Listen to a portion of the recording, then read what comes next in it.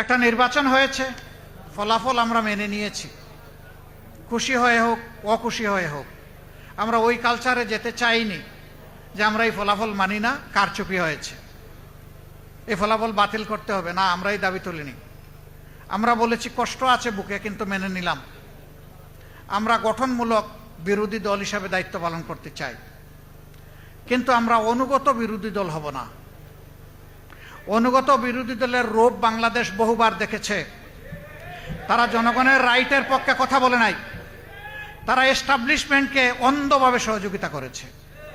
আমাদের policy clear, তাআওয়ানু আলাল বিররি ওয়াত তাকওয়া ওয়ালা তাআওয়ানু আলাল ইসমি ওয়াল উদওয়ান। ভালো কাজে সব কিছু দিয়ে সমর্থন করব, মন্দ কিছু হলে আমরা প্রতিবাদ করব, প্রয়োজনে আমরা রুখে দেব ইনশাআল্লাহ।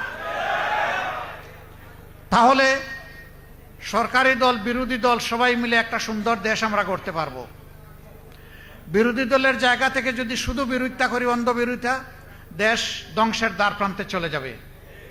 আবার সরকারি দল যদি বিরোধী দলকে দমনের নীতি অতীতের মতো অনুসরণ করে, তাও দেশ যাবে রসাতলে, ক্ষতিগ্রস্ত হবে দেশবাসী। এখানে সবচেয়ে বড় দায়িত্ব পালন করতে হবে সরকারি দলকে। সরকারি দল যদি দায়িত্বশীলতার সাথে মানুষের আমানতদারি রক্ষা করে, যদি তারা অন্যায় অপরাধ বন্ধ করতে পারেন, দুর্নীতি বন্ধ করতে পারেন, চাঁদাবাজি বন্ধ করতে পারেন, আমি বিশ্বাস করি 5 বছরে এই দেশ পরিপূর্ণভাবে বদলে যাবে ইনশাআল্লাহ।